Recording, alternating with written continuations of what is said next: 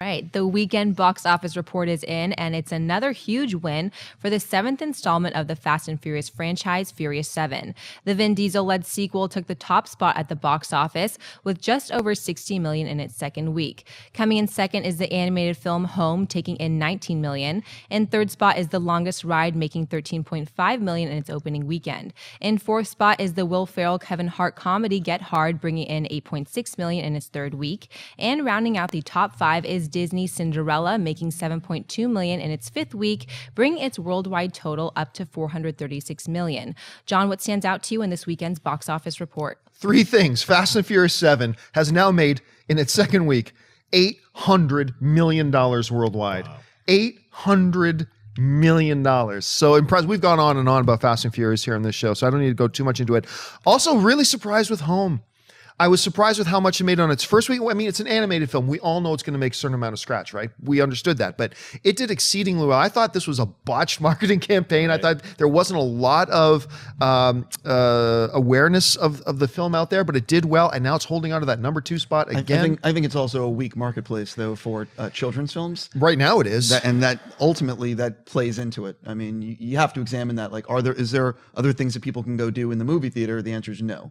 So that's one of the reasons it's overperforming. Right. And the third thing there is, honestly, I thought The Longest Ride did much better than I thought it would.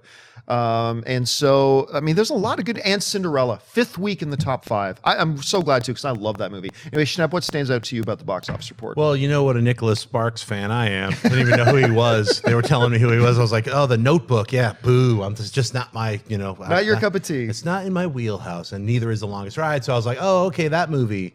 As it looks like Urban Cowboy from the poster, but whatever. Yeah, for me, the thing that stuck out is Fast and Furious, Unstoppable, and then Home. We keep talking about Home, and it's like, for me, the trailer didn't do anything. It was like that weird dude dancing and like the little cat, and I was like, oh, but you're absolutely right. There's nothing out. There's nothing else out there, and families want to take their entire family out to enjoy an animated something, and that's the only something that's in theaters. So all you people who are making animated somethings, check this out and get in on that next year, because that's like get at least 3 of these movies to compete with Home 2, because they're like gonna, let's make a 3rd and a 4th one. They're already doing the sequel, so yeah, that's coming. Yeah. Frosty, what stands out to you about the box office report? I think good movies. I think a lot of people underestimate the importance of when you go to the movies and have a good time, you're more apt to go again in the near future.